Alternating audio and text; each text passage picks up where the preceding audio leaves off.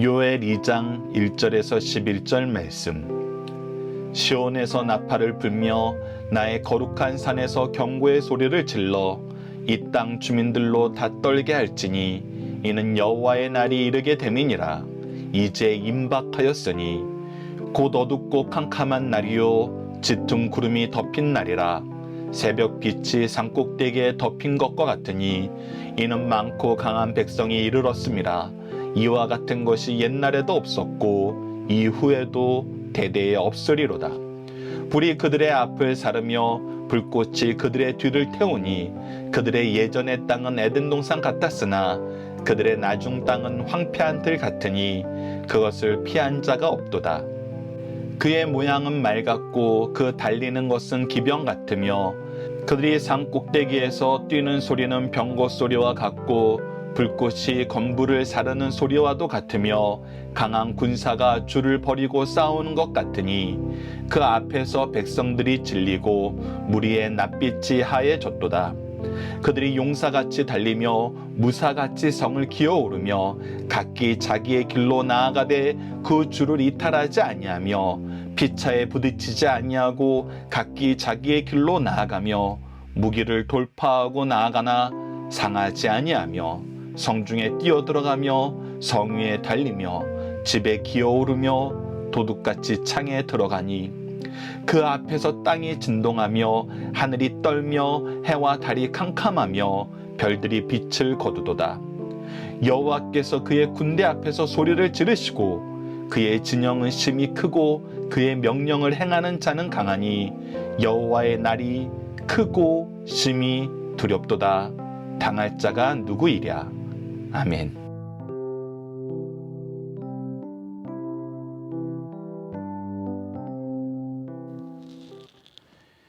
안녕하세요. 승리한상 가족 여러분, 그리고 강성성경연구원 여러분, 오늘은 요엘 2장 1절에서 11절 말씀을 여호와의 날을 이렇게 대비하라 라는 제목으로 함께 말씀을 나누도록 하겠습니다. 우리가 지난 1장을 통해서는 여호와의 날이 어떤 성격을 가지고 있고 그날에 임할 하나님의 심판의 그 무거움을 우리에게 가르쳐 줬습니다. 그리고 나서 이 일의 해결을 위해서는 우리가 하나님의 일꾼들이 먼저, 특히 제사장들이, 하나님께 예배하는 자들이 먼저 하나님 앞에 무릎 꿇고 회개하고, 우리가 이 회복의 기준으로 삼아야 될 것이 바로 소제와 전제로 대표되는 하나님과의 교제, 하나님 앞에 드리는 예배인 것을 알고, 이 예배가 하나님 앞에서 중지되었을 때 우리는 심각하게 이 일을 받아들이고 함께 회개하고 회개를 위해서 우리가 모여야 될 것을 얘기해 주고 있습니다. 그러면서 다시 한번 이 여호와의 날, 이 날에 있을 하나님의 심판의 모습에 대해서 다시 한번 강조를 하고 있습니다. 자, 2장 1절 말씀을 봅시다. 시온에서 나팔을 불며 나의 거룩한 산에서 경고의 소리를 질러 이 땅 주민들로 다 떨게 할지니 라고 얘기합니다. 지금 무엇을 하고 있냐면 하나님의 심판이 임박해 오고 있습니다. 그 임박해 오고 우리가 어찌 보면은 이 일이 현재 우리의 삶 중심에서 서서히 점진적으로 일어나는 부분도 분명히 있어요. 그럴 때 우리가 무엇을 해야 되냐면 나팔을 불어 경고의 소리를 알려줘야 된다는 것입니다. 특히 어디에서가 중요한데 바로 시온과 나의 거룩한 산으로 표현되는 바로 하나님의 성전, 지금 현재 교회가 바로 이 일을 해야 된다는 것입니다. 이 세상을 살다 보면 우리가 여러 가지 일을 경험하게 됩니다. 특히 이 여러 가지 일에는 우리가 이해할 수 없는 거대한 환란의 모습도 나타나고 있습니다. 근데 이 환란의 모습이 나타났을 때 세상 사람들은 이거에 대한 원인을 찾지 못해서 우왕좌왕하게 되고, 또는 이 원인에 대해서 각자 자기 나름대로, 나름의 이론으로, 나름의 견해로, 나름의 관점으로 이것을 해석하면서 이렇게 해야 된다, 저렇게 해야 된다, 갑론을박할 때가 많습니다. 그리고 때로는 이런 위기를 이용하는 사람들도 있어요. 이게 참 안타까운 것이죠. 이런 위기 상황에 자기의 이익을 위해서 무엇인가 자기가 원하는 방향으로 사람들을 이끌고 가기 위해서 어떤 노력을 하는데, 그 노력이 대부분이 평화를 이루고 회복을 이루고 성장을 이루고 극복을 이루는 것보다는 어떤 한쪽을 더 공격하고 더 큰 분쟁을 이루는 것으로 나아가는 경우가 있습니다. 그때 하나님의 백성들은 하나님의 뜻을 아는 사람들은 무엇을 해야 되냐면 바른 해석을 해줘야 되고 바른 경고의 목소리를 줘야 되는데, 그 내용이 뭐냐면 이는 여호와의 날이 이르게 됨이라 이제 임박하였으니 라고 얘기하면서 이 모든 것에 대한 하나님의 경고의 말씀을 전하고 이 일을 해결할 수 있는 하나님의 은혜에 우리가 주목해야 된다는 것입니다. 우리가 그곳으로 집중해야 된다는 것입니다. 그래서 우리는 이 문제에 대한 원인을 하나님 앞에서 찾을 수 있어야 됩니다. 특히 우리가 지난 시간에는 더 중요한 내용을 확인할 수 있었죠. 이 세상이 정말 감당할 수 없는 큰 어려움, 이전에 볼 수 없었던 큰 환난을 당할 때 우리는 어떤 자세를 가져야 된다 그랬나요? 하나님의 통치의 중심에는 하나님의 일꾼들이 있습니다. 하나님의 형상으로 지음받은 인간들이 있어요. 그리고 하나님의 구원의 역사를 전해야 되는 책임 있는 사람들이 있어요. 하나님의 직분을 맡긴 하나님의 일꾼들이 있습니다.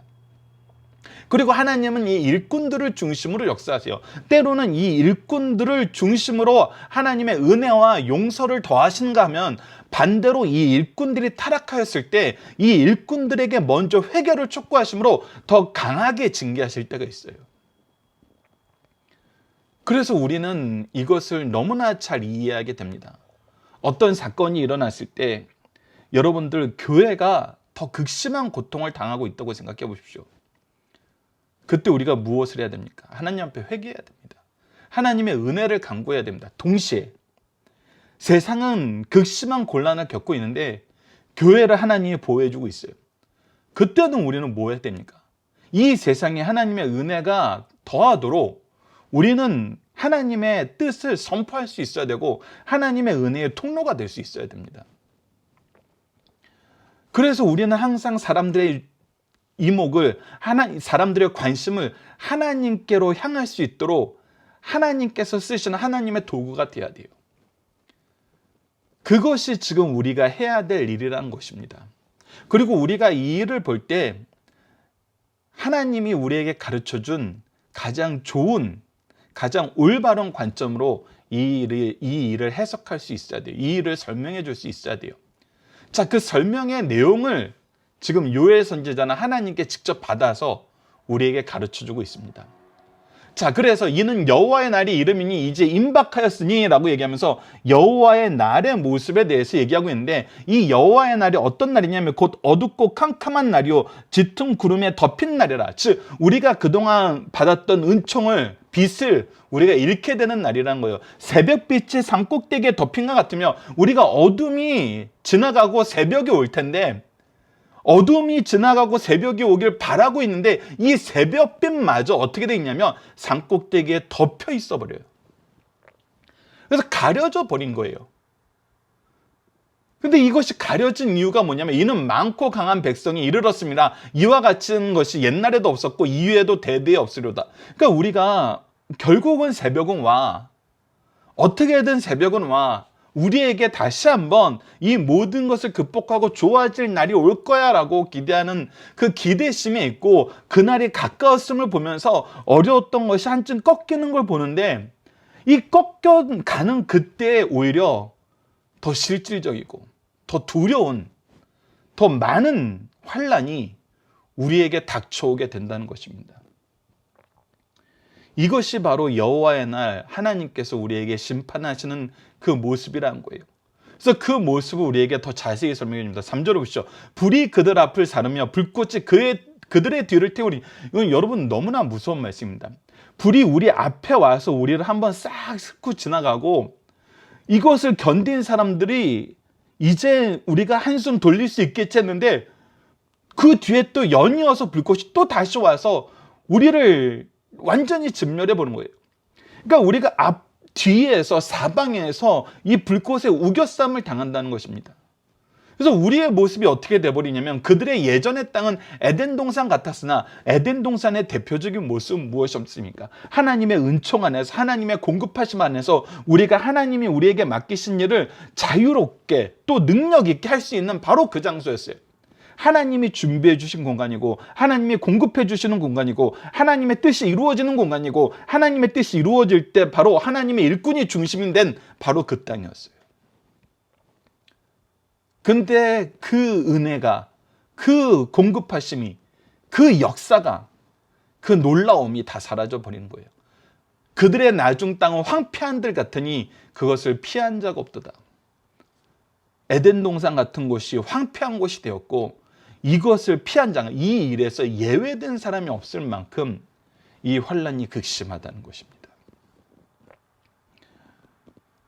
여러분들, 이 말씀을 보면은 우리의 지금의 형편을 너무나 잘 대변하는 것 같지 않나요?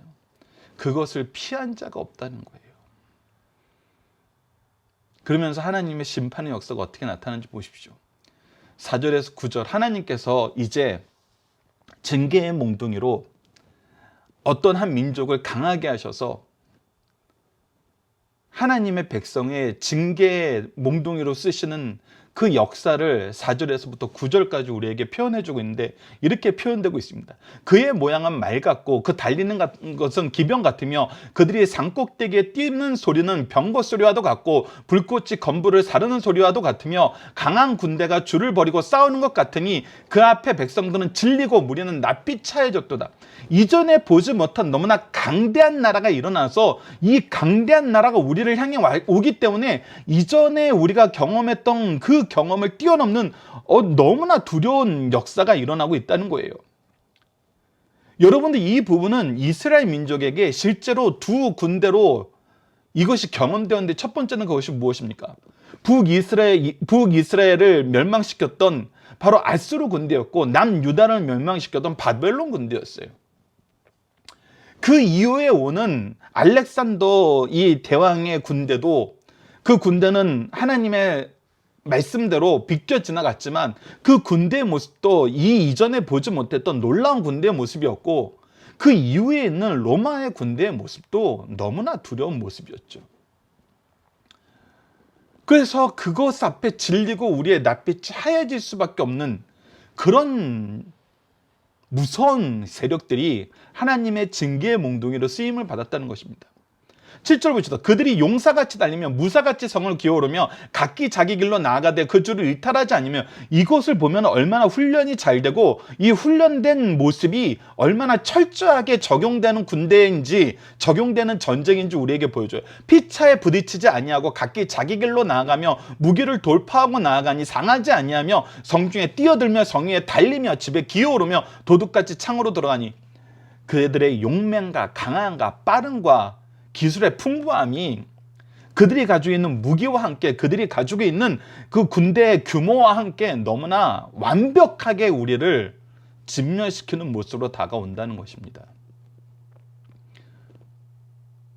그래서 이것을 보는 순간 우리는 어떤 것을 경험하게 됐냐면 10절과 11절입니다. 그 앞에서 땅이 진동하며 하늘이 떨며 해와 달이 캄캄하며 별들이 빛을 거두도다. 여호와께서 그의 군대 앞에서 소리를 지르시며 그의 진영은 심히 크고 그의 명령을 행하는 자는 강하니 여호와의 날이 크고 심히 두렵도다. 당할 자 누구이랴. 즉, 이들을 사용하셔서 하나님이 심판하실 때 이것을 당할 자가 없다는 것입니다. 그것을 피할 자가 없고 당할 자가 없다는 것입니다.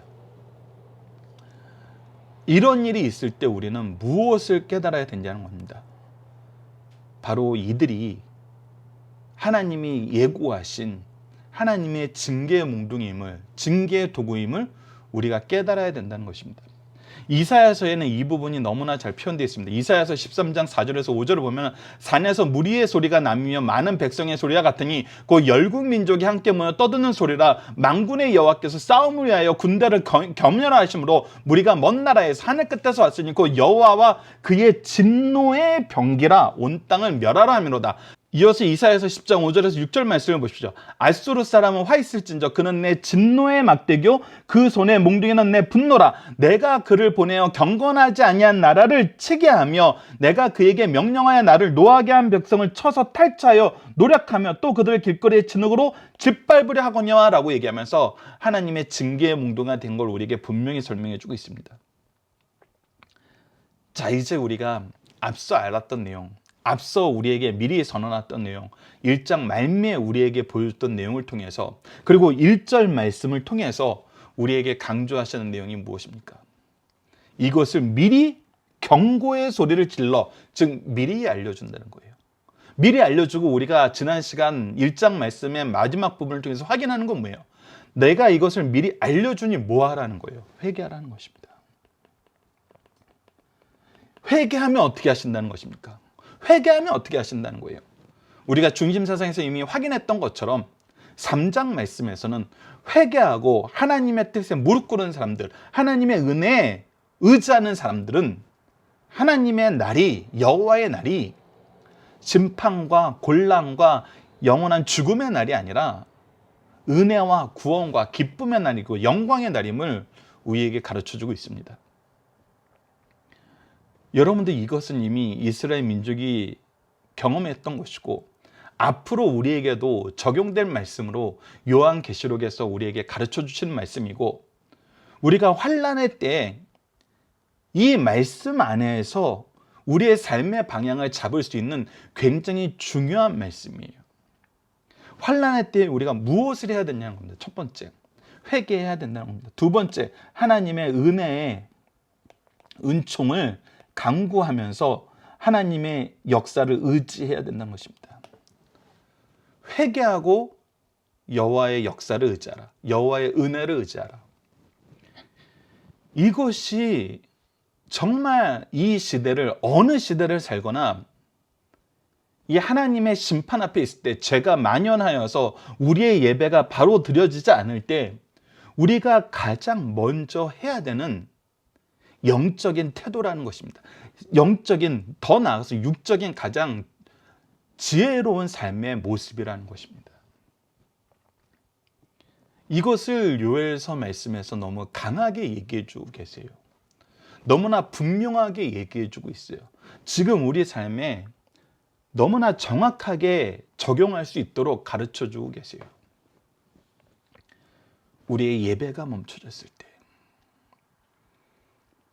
하나님께 회개하고 하나님의 은혜를 간구하라. 그러면 하나님께서 구원하여 주시리라.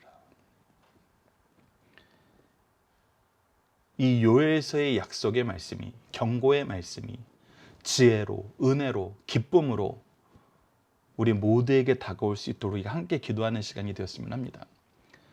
자, 본문의 묵상하기를 통해서 간단하게 다시 한번 정리해 봅시다. 여러분들 이 승리한 삶을 활용하실 때는, 이걸 활용하실 때는 앞서 성경 말씀 읽기가 끝나면은 잠깐 멈춰두고 여러분들께서 본문 묵상하기를 책을 가지고 계신 분들은 먼저 한번 답을 달아보십시오. 성경 말씀을 묵상하시면 답을 달아보시고, 그리고 본문 해설이 끝나고 나면, 본문 묵상하기가 끝나고 나면은, 본문 연구가 끝나고 나면 다시 한번 본문 묵상하기를 여러분들이 다시 한번 보시면서 처음에 달았던 그런 대답과 설명을 들으신 후에 달았던 대답이 어떤 차이가 있는지 보시는 것도 여러분들이 성경을 가지고 연구하실 때 굉장히 좋은 그런 방법으로 도움이 되실 겁니다. 자, 이제 첫 번째 문제부터 보도록 하겠습니다. 하나님께서는 시온의 나팔을 통해 우리에게 무엇을 경고하고 있나요? 여호와의 날에 있을 심판에 대해서 경고하고 있어요. 하나님께서 반드시 이 심판의 날이 있음을 우리에게 계속해서 가르쳐주고 계세요. 그리고 심판의 날이 임박해졌을 때 가장 큰 특징이 무엇이냐면 우리의 예배가 중단된다는 거예요. 하나님과 함께하는 이 언약의 역사들이, 삶의 은총들이 줄어들고 있다는 거예요. 특히 어제 말씀을 통해서는 우리의 영적인 즐거움도, 예배를 통한 영적인 즐거움도, 개인의 안정도 하나님께서 뺏어가 버리고, 경제적인 넉넉함도, 하나님이 우리에게 주셨던 유업에서, 기업에서 받게 되는 이 은총도 사라지고, 온 우주까지, 온 지구까지 황폐해지는 모습을 우리가 확인할 수 있었어요. 그러니까 이런 일이 있을 때 우리는 뭐 해야 된다? 하나님 앞에 회개하고, 다시 한번 강조하지만 하나님의 은혜만 의지해야 된다. 적군의 침략의 모습은 어떤 모습과 같습니까? 이것은 이전에 없었던 너무나 놀라운 모습이라는 거예요. 완벽한 모습이란 거예요. 그러니까 역사적으로 아수르 군대에 대한 평가와 바벨론 군대의 평가, 그리고 우리가 다니엘서에서 봤던 5 동물로 표현되는 이 5 제국의 모습을 보면은 너무나 무섭고 너무나 완벽한 모습이라는 거예요. 근데 이들이 무엇으로 사용되었던 것을 우리에게 미리 가르쳐주고 있어요. 우리에게 다시 한번 확인하게 하세요. 바로 이것이 여호와의 징계의 도구였다는 걸 우리에게 확인합니다. 이를 본 백성들은 어떻게 됩니까? 질리고 하얘졌어요. 이전에 경험하지 못한 이후에도 없을 너무나 무서운 역사였다는 거예요. 이 모든 것이 누구의 뜻이란 겁니까? 여호와의 뜻이란 거예요. 하나님의 뜻이란 거예요.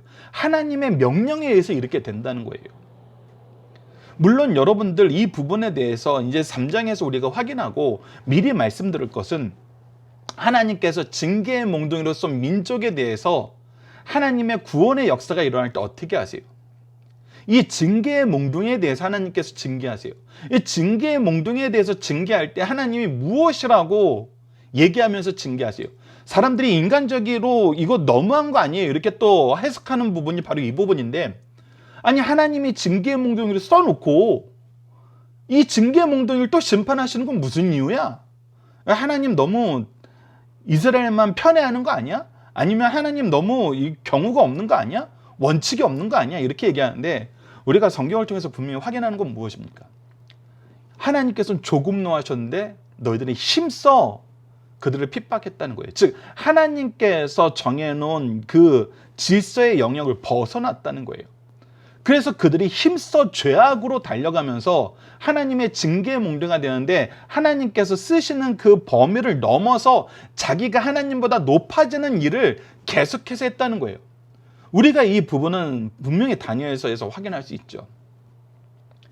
바벨론의 국왕들이 항상 자기의 영광을 보면서 그 영광이 자기가 이룩한 것인지 알고 자기가 하나님보다 높다고 얘기하는 순간 하나님은 반드시 그들을 꺾으셨어요. 놀라운 역사들이 기록되어 있잖아요. 그래서 하나님의 뜻 앞에서는 우리가 스스로 높아졌다고 생각할 수 있는 인생은 아무도 없다는 것입니다. 하나님 앞에서 항상 겸손해야 돼요. 자, 본문의 중심 사절 봅시다. 첫 번째 부분은 우리가 1장을 봤던 내용과 동일합니다. 하나님의 신실한 종 요엘 선지자는 메뚜기 환상을 보고 1장에 나타난 거죠. 하나님의 말씀을 전하면서 과거의 두려운 일들과 미래에 대한 암울한 기대를 함께 결합하여 선포하고 있어요. 우리가 이미 확인하여 살펴본 것 같이 요엘서는 두 부분으로 나눠져 있습니다. 여호와의 날을 준비하라고 명령하는 내용이 요엘 1장에서 2장 17절까지, 그리고 여호와께 회개하고 돌아오면 두 가지 축복을 주신다는 것이 2장 17절에서 3장 21절까지입니다. 그 두 가지 축복은 무엇이냐면, 첫 번째 물질적 축복으로 메뚜기 재난으로부터 구원하세요. 앞서 우리가 다 걷어가셨던 에덴 동산 같았으나 이제 황폐하게 되었다는 것을 하나님께서 다시 회복해 주세요. 회복될 때 이 역전현상까지 일어나는 것을 우리에게 가르쳐 줍니다. 둘째, 영적 축복으로 의의 스승인 메시아의 초림과 성령 강림을 약속해 줍니다. 이것이 이제 우리가 이 고난주간을 앞두고 요엘서를 특별히 다시 보게 된 이유죠. 이 현대 우리의 삶에도 너무나 잘 적용되지만, 정말 이 은혜의 역사, 구원의 역사를 우리에게 어떻게 미리 약속하셨고 이것이 어떻게 성취되었는지 우리가 연속해서 구약과 신약을 보게 되었을 때 너무나 은혜롭다는 것입니다. 어떤 새로운 말씀을 주신 것이 아니라 1장에서 회개에 관한 그의 설교의 두 번째 부분일 뿐입니다. 여기서 요엘 2장 1절에서 17절 말씀하는 것은 1장 14절에서 15절에 이미 강조한 회개의 참모습으로 겸손과 기도를 위해 회중이 모임이 있어야 된다는 것을 가르쳐주고 있어요. 그래서 2장 1절에서 17절은 다음과 같이 나눌 수 있습니다. 오늘 본문 말씀 1절에서 11절 말씀은 여호와의 크고 무서운 심판의 날이 임할 때 어떤 상황이 전개될 것인가를 보여주므로 바로 회개를 가르쳐주고 있어요. 회개할 이유에 대해서 회개가 중요하다는 걸 다시 한번 강조하는 거예요. 두 번째 12절에서 14절에서는 여호와께서 그의 크신 은혜를 따라 만일 저희가 마음을 다하여 그에게 돌아온다면 자기 백성에게 긍휼을 베푸신다는 기쁨을 확인해 볼 수 있어요. 그리고 15절에 17절에는 온 백성이 회개하는 마음으로 주의 전에 모이라는 것과 제사장들이 주께 기도하는 방법과 내용을 제시함으로써 우리에게 회복의 길을 가르쳐 준다는 것입니다. 미리 경고하고 회복의 길까지 가르쳐 주는 거예요. 얼마나 지혜를 주시는 말씀이에요. 우리는 이 지혜의 길을 따라가야 돼요. 이 지혜의 길을 인도하기 위해서, 가르쳐 주기 위해서 우리가 바르게 말씀을 전하고 바르게 이 역사로 초대를 해야 돼요. 그것이 바로 먼저 말씀을 얻게 된 우리가 실행해야 될 일들이라는 것입니다. 자, 본문의 중심을 하나 봅시다. 범죄에 대한 하나님의 심판은 크고 철저하다는 것입니다. 그러나 회개하는 자는 심판에 비례하여 축복하신다는 거예요. 요엘 선지자를 통하여 선포하신 여호와의 날은 하나님께서 침묵을 깨시고 인간 역사에 간섭하신 날로서 죄인에게는 심판을, 회개하는 자에게는 복을 주신 날이에요. 이는 요엘 선지자에게 예언되었던 시대에만 적용되는 것이 아니라 어느 시대나 동일하게 적용되는 원리라는 것입니다. 특히 우리 지금 현대 시대에 이 요엘서에서 경고하는 말씀과 같은 그 동일한 모습이 너무나 잘 나타나고 있어요. 교회를 향한 모습이 너무나 동일해요. 그렇다면 우리가 어떻게 행동해야 되는지 분명히 가르쳐주는 말씀이거든요. 여호와의 날의 궁극적인 적용은 마지막의 심판에 적용될 원리를 예표해 주시는 것입니다. 내일의 보장이 없고 오직 오늘만 바라보고 사는 인생에게 여호와의 날을 의식하면서 속히 죄를 회개하고 하나님께 돌아올 것을 가르쳐주는 말씀이에요. 두 번째, 하나님의 심판이 시행될 때 그 누구도 막을 자가 없다는 거예요. 심판 중에라도 회개하라. 그러하면 심판이 가벼워지고 기간이 단축된다는 것입니다. 어리석은 사람은 하나님의 심판을 받을 때 그 배후의 인간과 자연을 통해 역사하시는 하나님의 섭리를 발견하지 못해요. 상대방만 원망하고 적개심을 풀어요. 이것이 가장 어리석은 사람들의 모습이에요.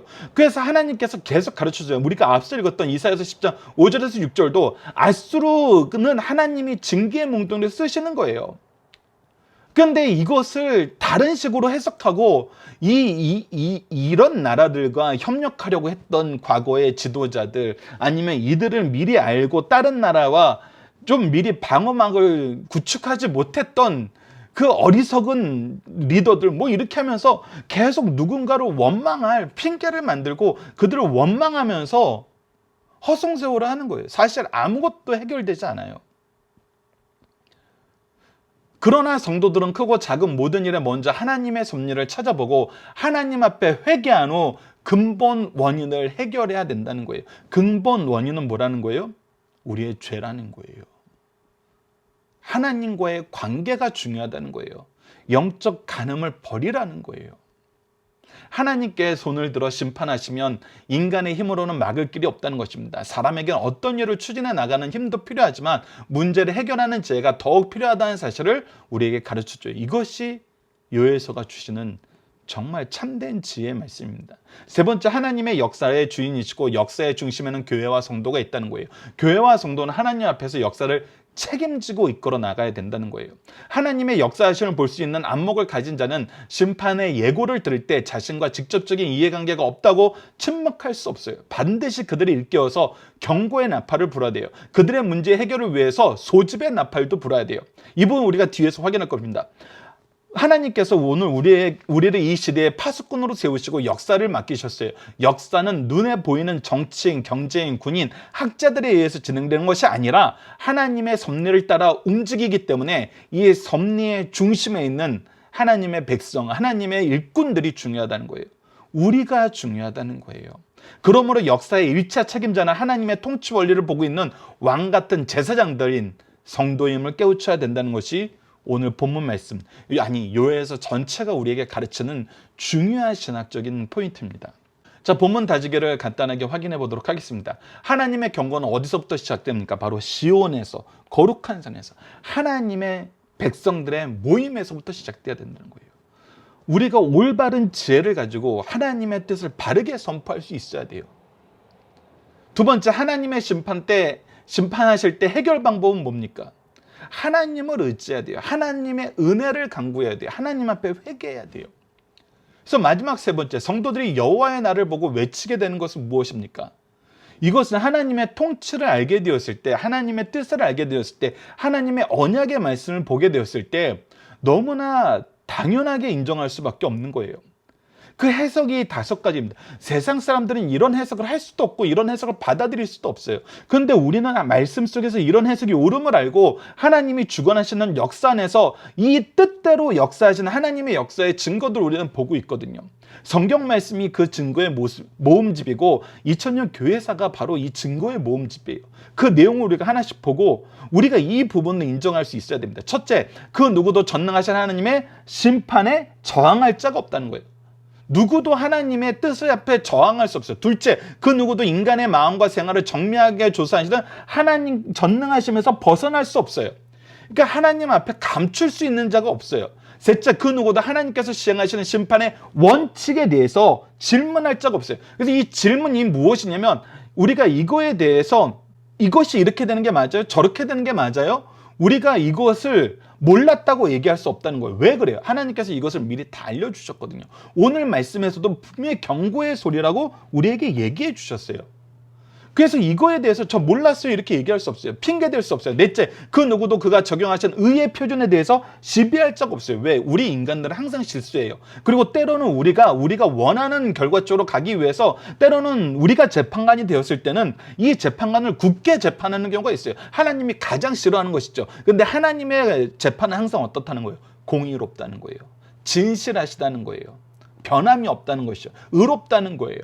그래서 시비할 적 없습니다. 그리고 다섯째, 그 누구도 그가 선고하는 권위 있는 선고에 피할 적 없어요. 그러니까 하나님이 얼마나 진실하시고 공의로우시고 그의 역사가 정확한지 우리가 말씀을 미리 안다면은, 그리고 하나님의 경고의 말씀을 듣는다면은 이것은 인정할 수밖에 없어요. 근데 세상 사람들은 항상 무엇을 주장해요? 전능하신 하나님? 없어. 다 인간이 조절하는 거야. 전능하심? 그거는 우리 삶 속에 존재할 수 없는 거야. 심판의 원칙? 이거는 상대적인 거야. 의의 표준? 이것 또한 상대적인 거고 의라고 얘기할 수 있는 건 사실 없어. 가장 좋은 합의가 있을 뿐이야. 그 권위 있는 선고? 우리가 안 받아들이면 되지. 우리가 거부할 수 있어. 이렇게 얘기하고 있어요. 그래서 이것이 말씀을 깨닫지 못하고 하나님의 역사를 보지 못하면은 이 다섯 가지 중에 어떤 것도 세상은 받아들이지 않아요. 근데 우리는 이것을 알잖아요. 경험했잖아요. 믿잖아요. 고백하잖아요. 이것이 우리가 어떤 틀 안에서 고백하게 된 겁니까? 하나님의 창조와 통치와 구원과 심판. 우리가 시편 말씀을 통해서 항상 얘기했던 것, 창조의 하나님, 통치 하나님, 구원의 하나님, 심판의 하나님을 알게 되면은 이 다섯 가지가 너무나 공평함을, 당연함을, 온전함을 선포할 수밖에 없어요. 그래서 우리는 결국 무엇을 얘기하게 되냐면 창조의 하나님, 구원의 하나님, 은혜의 하나님을 얘기할 수밖에 없다는 것입니다. 자, 본문 적용합니다. 하나님은 그의 백성에게 회개를 촉구하시기 위해 누구를 들어 사용하시나요? 이때 우리가 이 문제를 해결할 수 있는 가장 좋은 방법은 무엇인가요? 바로 그 백성에게 회개를 촉구하시기 위해 때로는 징계의 몽둥이를 쓰세요. 징계의 도구들을 사용하세요. 때로는 이게 세상 열국일 수도 있고 때로는 우리가 분명히 아는 것처럼 어떤 특별한 질병일 수도 있어요. 이때 우리가 이 문제를 해결하는 가장 좋은 방법은 무엇입니까? 앞서 읽었던 이사야서 13장 4절에서 5절, 이들이 여호와의 진노의 병기라면은, 그리고 이사야서 14장 24절 32절 27절 32절에 나타난 것처럼 만군의 여호와께서 맹세하여 이르시되 내가 생각한 것을 반드시 되며, 하나님께서 생각한 건 반드시 되며 내가 경험한 것은 반드시 이루라. 하나님의 통치는 완전하게 이루되 하나님의 뜻은 꺾이지 않아요. 만군의 여호와께서 경영하였은 누가 그것을 폐하며 그의 손을 펴셨던 누가 능히 그것을 돌이키랴. 하나님이 역사하시는 거, 하나님이 역사하신다고 선언하신 건 반드시 된다는 거예요. 그의 나라 사신들에게 어떻게 대답하겠느냐? 여호와께서 시온을 세우셨으니 그의 백성의 공고한 자들이 그 안에서 피난하여야 할 것이니라 라고 얘기하면서 결국은 하나님의 통치가 반드시 이루어지고 하나님의 약속은 반드시 이루어지니까 하나님께서 이 징계의 말씀을 왜 주신 거예요? 왜 이것을 경고의 소리로 미리 주신 거예요? 여러분들, 우리가 하나님의 징계의 말씀이 있을 때 하나님 너무 무섭다, 하나님 너무 두렵다, 하나님 너무했다, 이런 생각을 하는 것 자체가 여러분들 정말 헛된 시간을 보내는 거예요. 하나님은 이것을 미리 얘기하고 어떻게 하신 거예요? 회개를 촉구하시는 거예요. 왜 우리가 이 일을 당하기 전에 사랑의 하나님은 우리에게 무엇을 보여주시는 거냐면 피할 길을 보여주시고 우리를 보호하시기 위해서 찾아와서 돌이키라고 더 열심히 얘기하시는 거예요. 더 열심히 그의 종들을 보내는 거예요. 가장 좋은 방법은 하나님을 인정하는 거예요. 하나님을 우리는 인정할 수밖에 없어요. 이스라엘 민족이 인정할 수밖에 없었던 것처럼 우리 인생을 돌아보고 우리 교회를 사랑하셨던 하나님을 돌아보면은 우리가 하나님을 인정할 수밖에 없어요. 그 다음은 의지해야 돼요.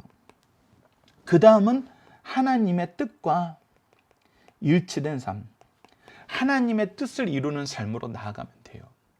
인정하고 의지하기 전에 반드시 우리에게 촉구하셨던 거 한 가지, 회개의 역사.